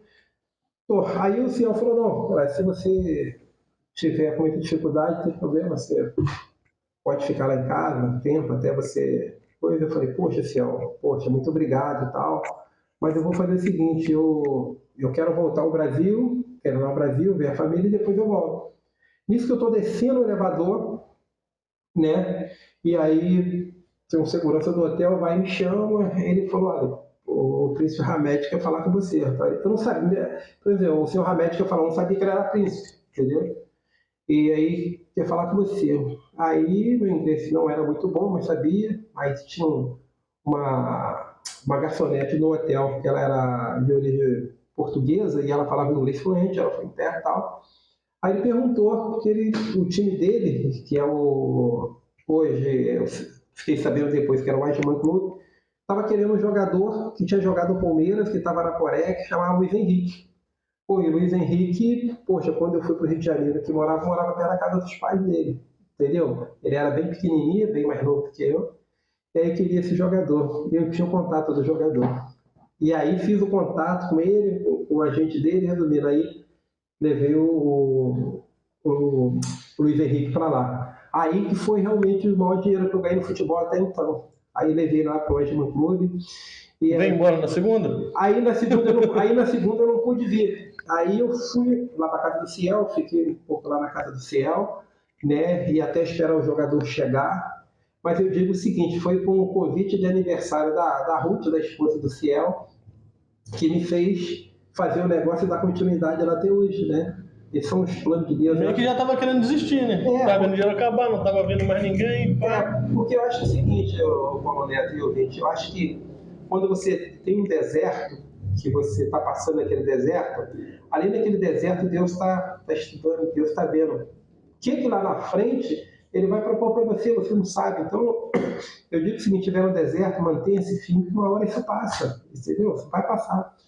E aí, eu esperei o Luiz Henrique chegar, né? Recebeu o Luiz Henrique lá, ele jogou nesse clube 3 anos, o clube foi campeão, depois ele foi para outro clube, hoje até ele parou de jogar, e aí, né, as coisas foram fluindo. Por isso que quando o Ciel chegou aqui, hoje eu tive aquele maior carinho, as pessoas às vezes muito não entendiam nada, porque eu já cheguei, eu saía com o Ciel, saía com a esposa dele, levava no médico, ia, porque eles tiveram muito carinho comigo lá nos Emirados Árabes, entendeu? Tá. Aí você já era empresário de algum jogador ou só fazia ponte nessa época? Nessa época eu só fazia ponte. Eu tinha coisa verbal. Tinha o Tatá que eu tinha levado, que era aqui uma gente lá parado. Tinha o Hernandes, que a gente tinha um relacionamento verbal com ele, né? Tinha um outro lá do Irã, com o Tadeu, mas não tinha nada assinado, não era meu jogador. Ninguém era seu, era só... Era seu. Eu fazia ponte, ganhava minha comissão, e se ele renovasse o contrato, eu ganhava novamente, entendeu? E aí fomos dando continuidade, chegamos no Luiz Henrique. Aí foi quando eu cheguei, por exemplo, o meu primeiro jogador mesmo, né, que eu botei lá, que é o seguinte: esse jogador é 100% meu. Eu tinha ido a Campina Grande, né, e ia só para pegar uma documentação de um jogador. E estava no hotel, que esse hotel era na frente da praia, né? E no final da tarde, tô vendo aquele cara batendo aquela bola e tal, tu via aquele jogador, cara forte e tal, entendeu? Jogando, eu falei com ele pegou e falou assim: não, mas eu não jogo de chuteira, só jogo aqui, eu brinco aqui e tal, entendeu? Eu falei: pô, por que tu não joga de chuteira e tal? Ele pegou e falou assim: não, cara, eu não jogo porque eu não tenho, eu venho vender pro colega, eu não tenho chuteira. Inclusive amanhã vai ter um jogo, não sei aonde, não tem chuteira. Eu falei: aonde compra a chuteira aqui? Aí, resumindo, comprei a chuteira para ele e foi lá ver o jogo. Cara, o cara destruiu o jogo. Joga de quê? Ele joga de falso ponta direita, né? Que lá fala o right winger. E aí, chama Gabriel ele, e aí levei o Gabriel para lá. O Gabriel chegou lá e arrebentou, cara. Esse foi o meu primeiro jogador. E aí depois foi o Marcos, que está no de Barraça, que jogava no Fortaleza. Tem o último jogador jovem que eu levei agora, estou dizendo meu, que está lá no Aldente Clube, que ele era servente de pedreiro no Espírito Santo. Vamos ver essa história aí, ele era servente de pedreiro, e de servente de pedreiro alguém passou e viu ele, apresentou para o agente, e o agente fez contato comigo, aí eu levei. Hoje, então, você captava para outras pessoas, hoje em dia as pessoas captam para você. Para mim, só esse jogador tem 50%. Você tem então parcerias com algumas pessoas no Brasil, que te informam as pessoas. Hoje, tipo assim, hoje as pessoas sabem que, né, eu tenho muito bom relacionamento, muito contato. Hoje, por exemplo, no futebol você está sempre precisando de alguém para interagir. Hoje nos clubes do Oriente Médio, eu não preciso de agente para chegar até os clubes. Mas lógico que tem que ter a parceria, que os caras têm que ganhar também. Então, a gente faz a parceria. Então hoje eu recebo muito contato, eu recebo muitos vídeos para selecionar, entendeu?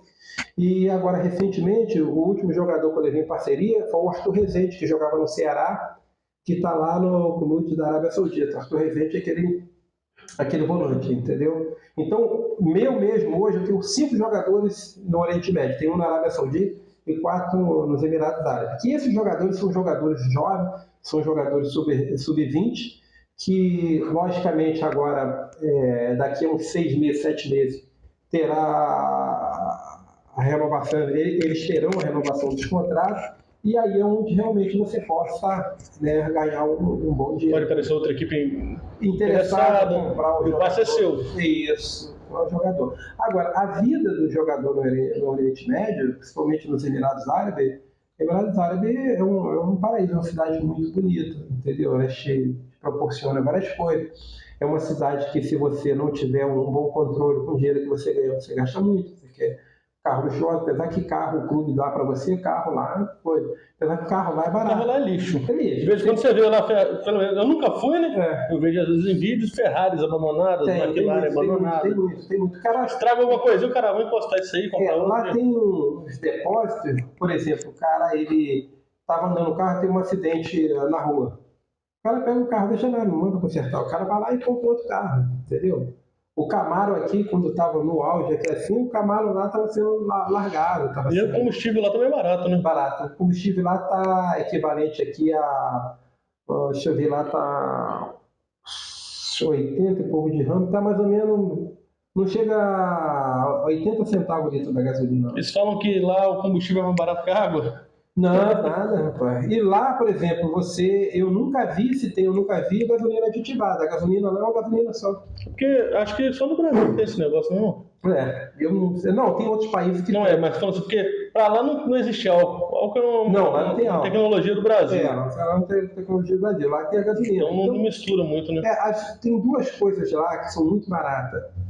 Lá, por exemplo, o combustível, né, é barato. A energia elétrica é barata porque faz muito calor. E a água, em qualquer local que você chegar, qualquer restaurante, qualquer mercado, que você não tiver o dinheiro, eles te dão água. Mas não minta para eles, não. Você não deve ter mesmo nada no bolso. Se você tiver, você vai ser preso. Não minta, entendeu? Entendi. Você tem o direito a tomar uma água, tudo direitinho. Tem os bons shopping, né? Agora nos Emirados Árabes eles estão construindo um parque de diversão que vai ser 3 vezes maior do que a Disney. Ninguém vai se falar mais da Disney porque eles têm a visão do futuro, que eles acham que se o petróleo acabar, eles têm que ter uma fonte de renda. E essa fonte de renda é o parque de diversão. É porque hoje o que mantém a economia da região ali é o petróleo. É o petróleo. E não é uma energia renovável. É isso aí. Agora acaba. É a mesma coisa, como a Arábia Saudita está investindo no futebol, a Copa do Mundo 2034 já vai ser na Arábia Saudita. 2034 vai ser em um monte de país? Não, 34 vai ser... 20, não, de 30, né? É, vai ser...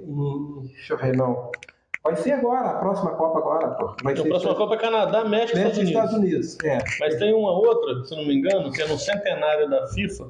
Que vai ser em... vai ser uns lugares lá, e ainda vai ter Paraguai, Argentina e Uruguai. Vai ser vários continentes, é verdade. E 2034 vai ser a Arábia Saudita. Ela foi a única que se candidatou e tem estrutura para isso, entendeu? Tem estrutura e tem dinheiro para isso, para fazer essa Copa do Mundo, entendeu? Então eu posso dizer para você, Paulo Neto, que hoje eu me sinto muito feliz com o que eu faço, né? Lógico, ainda não alcancei aquilo que eu quero, se no tempo certo essas coisas vão acontecer, mas eu posso dizer para você que realmente eu sempre fui um cara muito persistente, entendeu? Eu nunca tive ansiedade, eu sempre tive perseverança. Que a ansiedade, às vezes, ela te deixa muito pouco. Eu sempre tive, né, perseverança. Então, você vê, aquele cara que saiu, né, lá da Fazenda Malacacheta, lá da roça, que vinha a pé, eu consegui chegar ao Oriente Médio, entendeu? Então, por exemplo, os países que o futebol me deu a oportunidade de conhecer, Turquia, Paris, Coreia, entendeu? Me deu a oportunidade de conhecer vários locais. Eu digo o seguinte, hoje, Paulo Neto, é muito gratificante para mim quando eu vejo, né, às vezes, grandes empresários renomados fazer um contato comigo, como é que é esse país, como é que é lá, como é que é no Irã, como é que é no Dubai, como é que é no Catar, como é que é no Kuwait, que eu já estive no Kuwait também, entendeu? Como que é na Arábia Saudita, entendeu? E tive uma oportunidade muito grande porque eu levei o Zico trabalhava no Goa, lá da Índia, e eu levei o Zico para excursionar pelo Oriente Médio, entendeu? Você vê, eu no Brasil nunca tinha assim, tirado uma foto com o Zico, falado com o Zico. Fui conhecer o Zico, essa intimidade do Oriente Médio, porque o Zico também foi treinador da seleção do Iraque. Entendeu? Foi treinador da seleção do Iraque, que esteve no Iraque há muito tempo.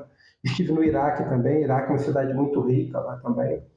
E o Zico foi treinador lá da seleção do Iraque. Então eu levei ele para excursionar lá nos Emirados com o clube dele, fazer amistoso lá e fizemos uma amizade bem bacana. Então, Zé Paulo, que recado você dá aí pro rapaz que está vendo hoje aí, ó, a nossa conversa aqui, e quer ser jogador de futebol, tem esse sonho?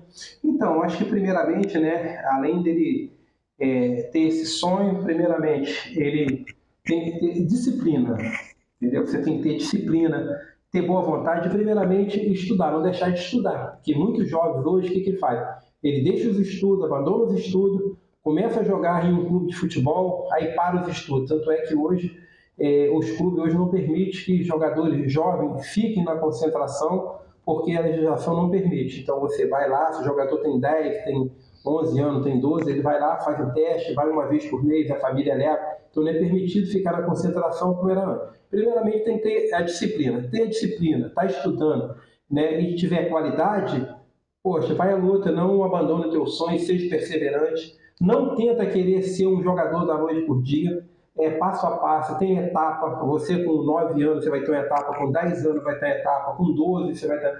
Não ultrapassa essa etapa, você só deve ultrapassar essa etapa dentro do campo com a sua qualidade técnica, desenvolvendo o seu futebol. Não tenta querer ganhar corpo como jogador A ou B, porque você perdeu uma dividida no treino, não esquece isso. Continua fazendo o seu trabalho diário, com bola, fazendo seus treinamentos. Não tenta querer fazer atividade física sem nenhuma orientação, porque você tem que ter orientação, e logicamente que os próprios doutrinadores da educação física não vai permitir que você fique pegando peso, porque jogadores jovens com 9, 10, 12, 13 anos, a musculatura está em formação, né? Eu não estudei educação física, mas trabalho com vários professores, com vários fisioterapeutas, e eles orientam sobre isso. A musculatura está em formação. Então, se o atleta começa, o jogador começa querer começar a pegar muito peso para ficar outro, ele vai atrofiar aquilo ali e não vai conseguir levar a carreira dele adiante, além de poder causar uma lesão. Então, perseverança, estudando, boa vontade, entendeu? Disciplina, que vocês vão chegar. E se eu puder ser útil em alguma coisa, eis-me aqui para poder ajudar. Isso aí, tem espaço para todo mundo, né? Tem espaço pro magrelinho, pro rápido, pro talentoso, cada um tem sua... Aquele que ninguém acha que vai dar certo, de repente você que é tímido, de repente você vai dar certo. Não fique preocupado se você não é titular do time. Eu conheço vários jogadores que não eram titular do time, que chegaram, e aqueles que eram titular não chegaram. Não se preocupe. Vou dar um exemplo aqui, agora fácil, de todo mundo conhece. O André do Fluminense teve para ser emprestado ano passado pro Botafogo ou pro CRB, porque ele era reserva do Hudson. E o Hudson... Hoje está o Hudson, e hoje você pega o André, titular não, né? Mas em breve vai ser titular da seleção brasileira. Pelo futebol que joga, já tá convocado sempre, já está vendido para a Europa. Exatamente. O futuro dele é o seu sucessor do Casemiro. É isso aí. E o cara era reserva. É isso aí, é verdade. O cara ia, não desmerecendo, né, o Botafogo, que hoje é o líder do campeonato, e nem o CRB. E o grande segredo do futebol, Neto, hoje, como eu digo para você, os caras que trabalham no futebol, os caras visionários do futebol, que pegam um garoto, um jovem, os caras não se preocupam em ser campeão. Eles querem formar jogador. Tem muito clube que é formador, não é? Não foi título nenhum. Formou tanto jogador que... É isso aí. Tem vezes muito clube, ou às vezes depois é porque quer ganhar título. E não vende nenhum jogador. Não revela nenhum jogador. Então não adianta você ganhar 10 títulos, sou campeão, tricampeão. Vai se endividando. Não adianta nada. Então você tem que ser formador para vender jogador, para ganhar dinheiro, entendeu? E você ter uma boa estrutura, dar uma boa condição para os outros jogadores que tem. E não adianta você ser tricampeão e não vender nenhum jogador. Porque acaba que uma coisa leva a outra, né? O clube vai se estruturar com as vendas dos jogadores jovens. Exatamente. E vai chegar num nível que vai estar com caixa certinho, que vai poder montar uma grande equipe e ser campeão. E ser campeão. Aí é diferente, entendeu? Só que isso aí, né, é passo a passo, não é aquela coisa da noite pro dia, né? Que o futebol hoje em dia é o futebol de dinheiro, né? O futebol hoje em dia, a responsabilidade disso, o futebol hoje em dia não é só você colocar um uniforme, a chuteira e nada. Hoje, por exemplo, o grande clube aí, o clube do Rio de Janeiro, está com muitas coisas penhoradas. Por quê? Porque teve um jogador que foi fazer um treinamento, não tinha exame médico, o jogador morreu, coisa lá, e parte da sede foi piorada pela família para pagar o coisa do jogador. Então, hoje em dia, não é só você botar 10, 20 jogadores dentro de campo, porque inicialmente isso é tudo maravilhoso, é tudo muito bonito. Mas na hora que um jovem desse der um problema que no teu exame passar uma coisa grave, esquece que vai ter problema. Ó, hoje, aqui, é lugar de falar só a verdade. Brincadeira é outro dia. Então vamos fazer uma pergunta que eu acho que todo mundo vai querer ouvir essa pergunta. O Zé Paulo foi jogador de futebol? Jogava bem? Fazia esses gols que fala? Ou é folclore? Eu fui um atacante que hoje não tem no futebol. E na época não tinha, na época você não jogava? Não, eu jogava, mas... Quem foi o grande descobridor do meu talento foi o Zé Chiquinho. O Zé Chiquinho que me descobriu no futebol. Treinei com o Zé Chiquinho também, então municipal. O Zé Chiquinho descobriu no futebol, eu era aquele atacante rápido, entendeu? Joguei no time da Leopoldina, que tinha um time Leopoldina, ó. Mutuquinha era banco meu, Mutuquinha. O Zé Manel do Posto era banco, tudo pra mim. Você sabe que é o Zé Manel do Posto? Sei, conheço. Era tudo Zé Manel do Posto e Zé Manel do videogame. Videogame, né? Videogame, foi casado com a Edna? O que eu trabalho no Posto. Não, acho que é um dos donos. Os donos do Posto. Zé Manel tinha a loja de videogame. Todo jovem não, porque a gente já tá velho. Tô com 35 anos. Todo garoto da minha idade jogou um videogame no Zé Manel, na rua Poeta Teodoro ali. Tinha a lojinha de videogame, as cadeirinhas do cinema antigo, que era de 2 em 2. Na época era PlayStation 1. PlayStation 1. Era o Manel. Não, mas tinha aquele outro antes do PlayStation. Tinha Super Nintendo. Super Nintendo. Alugava fita. Era sua reserva. Quem sabe, de repente, o Zé Manel deve ter algum vídeo desse lá que tem algum gol meu. Vamos ver com o Zé Manel aí, de repente tem algum gol meu nesse Super Nintendo aí, entendeu? E pedalar, você fica brincando também com os caras, que vai pedalar do Rio até aqui, que vai pro Rio pedalando. Eu tô propondo... Pedalou 100 km e subiu, não foi? Eu tô propondo aí o desafio. Quem quiser pedalar, já fiz o desafio aí de subir a Serra de Teresópolis pedalando, eu não achei né, o desafiante para poder me acompanhar, entendeu? Ir correndo daqui até o Raposo, não achei ainda o desafiante que pudesse... Mas de vez em quando você faz para treinar, né? Não, faz para treinar. Para treinar só. Aí não fala com ninguém para ninguém ficar de olho grande. Logicamente. Saber a técnica. Logicamente, que eu não vou correndo, lógico. Eu tenho uma passada. Lembra a época do paraquedismo, né? Naquela passada, meu forte sempre... Aquela corridinha michuruca. Meu forte sempre é uma corrida, mas a atividade física para mim é um dom que eu sempre gostei, sempre quando Deus me der a oportunidade, eu vou continuar fazendo, eu adoro fazer esporte, eu vivo do esporte, eu vivo esporte 24 horas, entendeu? Entendi, meu amigo. Vamos falar um pouquinho também de política, mas não fazer politicagem. Perfeito.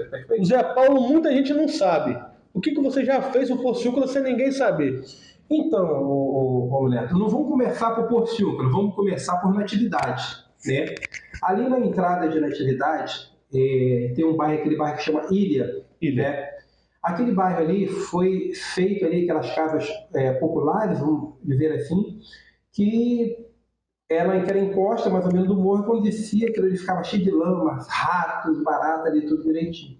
Então eu passei ali um dia e vi os moradores ali numa situação muito delicada, porque as pessoas não estavam podendo ficar dentro de casa e as pessoas estavam numa barraquinha do outro lado da rua. E eu parei ali o carro e perguntei, eles me falaram, o que eu fiz? Eu tirei foto daquilo ali, né, isso é público, eu tenho documentos disso, fiz um abaixo-assinado, entrei no Ministério Público da Tutela Coletiva e a Justiça obrigou o município a calçar aquilo ali. Então, aquela entrada de Barro Ilha não foi o prefeito que quis calçar, não foi através de vereador. Calçou porque teve que calçar. Só calçou porque foi um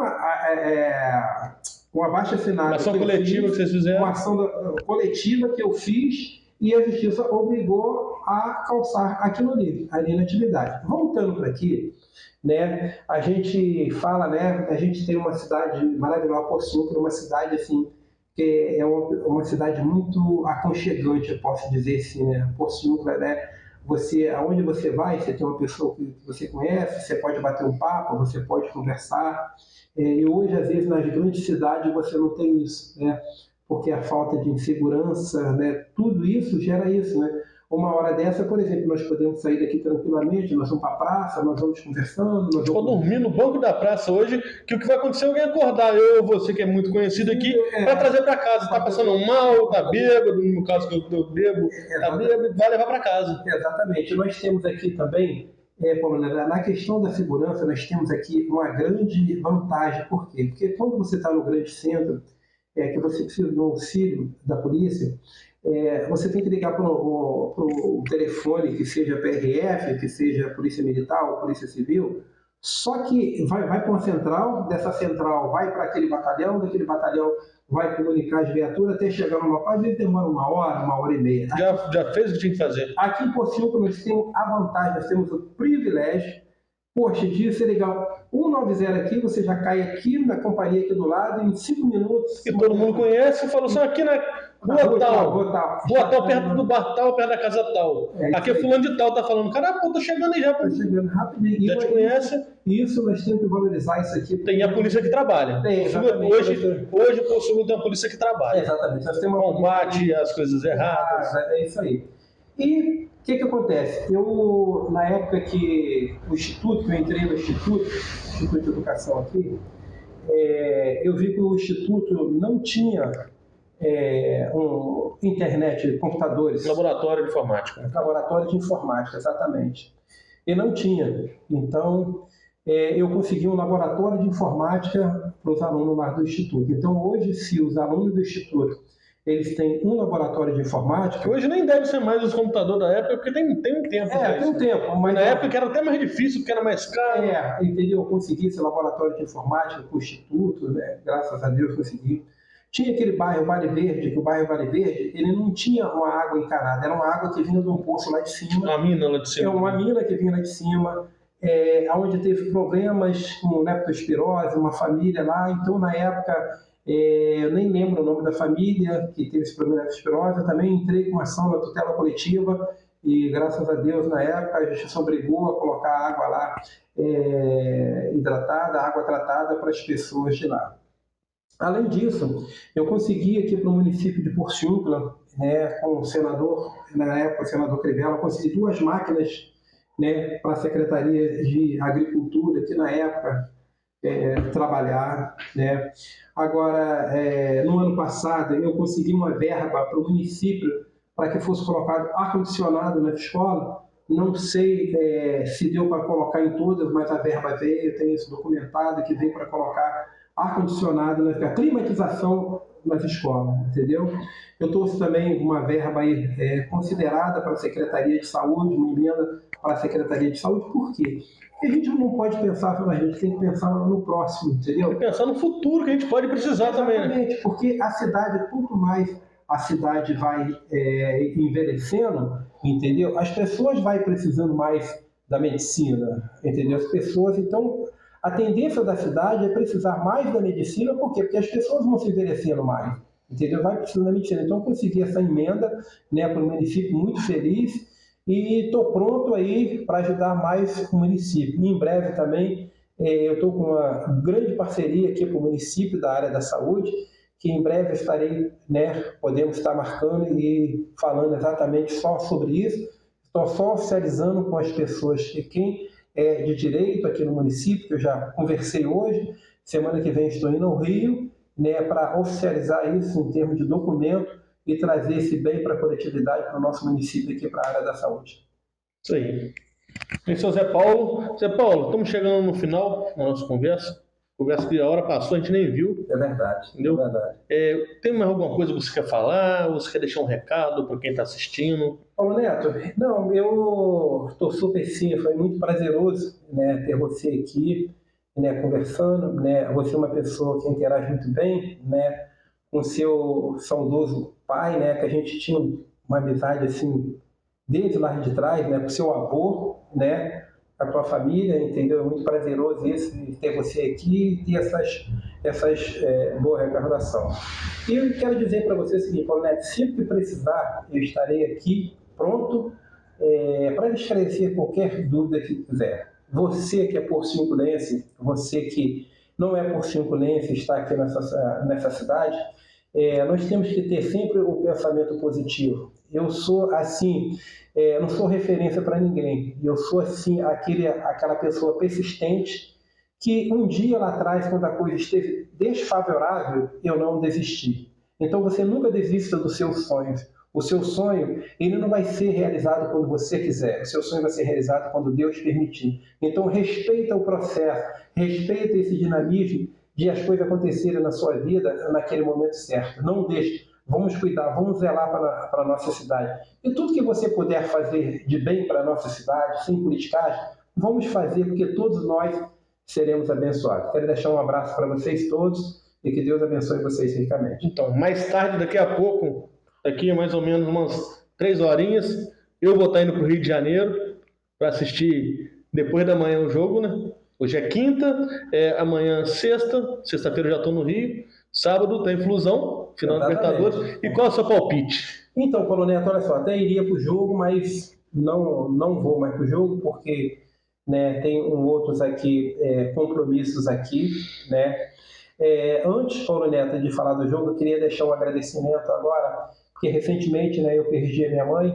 Eu quero agradecer a todas aquelas pessoas que mandaram uma mensagem de carinho, de abraço, de fortalecimento com a passagem da minha mãe. Quero dizer para vocês que não ficou tristeza, eu não sou uma pessoa triste, eu sou uma pessoa alegre, porque a minha mãe, ela combateu o bom combate, era uma mulher temente, né? Plantou bem, deixou bons ensinamentos. Então fica a saudade, tristeza não, porque era alegria. Eu daria continuidade às coisas que ela nos ensinou. Então quero agradecer a vocês todos que deixaram uma mensagem para mim. Bom, em questão ao jogo, Paulo Neto, a gente sabe, né, que quando acontece jogar com os hermanos, né, inclusive hoje eu estava lá no Clube de Caça e Pesca, já vi lá uns 3 Camisa do Boca. Eu vi camisa do Boca na rua hoje. Pois é. Eu vi foto de perfil do Boca Júnior. Exatamente. Aí só que eu perguntei para ele, vem cá, domingo vocês virão aqui o clube? Não, eu venho o clube todo dia. Eu falei, então venha com a camisa domingo também. E mantém a foto do perfil. É isso aí. Tira não. Não tira a foto do perfil. Tira não. Eu acho o seguinte, vai ser um jogo, que ele vai ser um jogo ali. Quem errar menos vai ganhar o jogo, porque é um jogo decidido, duas grandes equipes. O Boca, culturalmente, ele tem mais tarimba nessa competição do que o Fluminense, porque já chegou mais vezes, já ganhou acho que 4 ou 5 vezes. Então ele sabe, entendeu? Como nunca fazer uma catimba, ele sabe como nunca provocar um jogador. O juiz é fraco, de uma Rondão, da Colômbia. Fraco, tendencioso. É um ato que a gente não pode falar, mas realmente eles têm um pouco de ciúme do futebol brasileiro, mas se tiver naquela dúvida, com certeza para a gente não vai dar. Mas eu posso dizer para você o seguinte, que o Fluminense ele tem grande chance de levar esse título. Eu acho que esse placar vai ser 2-1 para o Fluminense no Maracanã, no sábado. E posso dizer para você que o Fluminense, se ele não entrar, se ele entrar como ele jogou o segundo tempo contra o Internacional, nós vamos ganhar o título. Eu como vou estar lá, em loco, torcendo, leste superior está comprada. É isso aí. Eu não quero sofrimento, não. É 3-0, 2-0 logo no primeiro tempo. Vai abrir a casinha, que se vier para jogar de igual para igual, vai levar. Porque todo o time para jogar com o Fluminense está o seguinte, marcando em cima, sufocando, só que não aguenta 90 minutos sufocando. Por quê? E a hora que afrouxar, o Fluminense vai para cima. Porque o Fluminense tem aquela saída ali. A única coisa que me preocupa um pouquinho é ele quando joga ali para aquele lado esquerdo, joga Felipe Melo, o Ganso vem para aqui e o Marcelo vem para ali. Então eu acho assim, são 3 jogadores que já estão com uma certa idade, que às vezes o fator recuperação deles é um pouco lento. O Marcelo nunca foi um marcador. Exatamente. Eu acho o seguinte, eu não sei porque o Fernando Diniz, eu não sei se ele deve mudar, mas eu particularmente, eu entraria ali, ou com o Alexandre com o Diego Barbosa ali, na esquerda soltava o Marcelo lá pro meio, entendeu? Colocava aquele jogador que fez o gol de falta contra o Cruzeiro. Léo Fernandes ali e deixaria o Ganso no banco. Por quê? No segundo tempo, a gente vai precisar de um jogador mais sério, que possa segurar, catimbar. E o Ganso sabe fazer isso melhor como nunca. Nós já vamos ter ali no banco, o John Kennedy não deve entrar jogando, com certeza ele vai ficar no banco. Eu acho que Eu acho que vai entrar no lugar do John Kennedy o Martinelli. Pelo que eu estou vendo, é Martinelli. Pode ser. Para dar um suporte ali. Até que ele tem feito a lateral esquerda em alguns jogos para dar um suporte pro Marcelo. Exatamente. Porque o Marcelo tem que subir, não adianta. Para jogar lá atrás, ele joga o Alexander, joga o Diogo Barbosa. O que me deixa satisfeito e muito confiante também foi que nessas últimas partidas o Keno voltou a jogar bola. Voltou a jogar. Eu tava pedindo já, falando, não, Keno, some o Keno daí. Então acredito contra o Goiás e contra o Corinthians, se não me engano, ele jogou bem. Porque se nós temos o Keno de um lado e nós temos o John Arias do outro. O melhor jogador atuando no Brasil hoje, John Arias. O John Arias nós temos no outro. E ele tem uma coisa muito importante, que ele vai levando a bola, ele consegue, para o marcador, fazer o cruzamento com a bola, ele voltar a bola. Então, e se cruzar, o cano de onde pega, chuta. Onde pegar ele coisa. Então eu acredito que é 3-0. Eu vou no 2-1, entendeu? Eu não quero sofrimento, então eu não quero nem sofrer gol do Boca Juniors. Entendeu? Mas quero só comemorar. Nós vamos recado a quem tá torcendo contra. Vai ter que me aturar depois das 7 sábado. Isso aí, não tira a E se perder, que eu tenho certeza que não vai perder, mas se não for, a gente vai continuar nessa brincadeira saudável, como a gente brinca todo na internet, né? Sem agressão verbal, física, nem nada. Exatamente, futebol é vida e não violência, esporte é vida e não violência. Futebol eu lembro, 2008, vocês foram na porta da minha casa soltar foguete. Eu lembro. Final da Libertadores 2008. É mesmo, hein? Eles foram na porta da minha casa soltar foguete. É mesmo? Foram lá no João Braz soltar foguete que o Fluminense perdeu na Libertadores. Só que agora... Eu só não vou soltar foguete porque é lei, é proibido. E também tem que ter empatia também com as crianças, com os animais, essas coisas, com as acamadas, isso aí. Porque senão vocês vão se ver comigo. Mas vamos soltar no Facebook, a gente vai fazer um efeito de fogo no Facebook. Ou senão, muito fácil, pode ir até a Argentina e soltar lá na sede do Boca. Lá, isso, e já aproveitar, ó. Vocês vão ter que aturar o Teco também. O Teco também. Zé Paulo, eu. Isso aí, entendeu? Tem uma tropa aí que... É isso aí. Queria fazer aí um convite aí, o Silvinho Prevato, esse a Flávio Caldeira, esse pessoal aqui, Valdeci do ar-condicionado, entendeu? Passar na padaria lá, tomar um café segunda-feira, aparece lá pra gente ver como vai ficar o resultado do jogo. Tô esperando vocês lá, valeu? Aqui, galera, esse foi o nosso primeiro podcast, Fala Comigo. Tive a honra de receber não, né? Eu vim até a casa do Zé Paulo, a gente tá gravando aqui direto da casa do Zé Paulo. Ele recebeu a gente aqui com o maior carinho para gravar esse programa. A gente, infelizmente, ainda está com o programa gravado. A gente precisa que vocês se inscrevam nesse canal para poder ajudar a gente a começar a fazer ao vivo e vocês poderem interagir na hora. Vai ser muito mais interessante a gente ter pergunta na hora, ter conversa. Então, quem puder, tá compartilhando, tá mandando uns amigos, mandando pros amigos, pros parentes, para ajudar a se inscrever, curtir, comentar. Comenta aí o que você achou, entendeu? Depois a gente pode fazer outra conversa mais pra frente com o Zé Paulo de novo e responder as perguntas que tiver embaixo aí. Exatamente. Quer mais agradecer mais alguém? Agradecer a todos aí que teve aí um tempinho para assistir, vai ter esse tempinho para nos assistir, vamos prestigiar aí o canal aí. E qualquer coisa, se vocês quiserem fazer um bate-papo depois, eis-me aqui, né, para a gente poder interagir novamente aí. Isso aí, aproveita, ó, vem embaixo nos comentários, fala quem você quer que a gente converse, põe aí, vamos pegar sugestões de vocês. É isso aí. Valeu, galera, até a próxima e seremos campeões sábado, hein? Saudações tricolores, um abraço.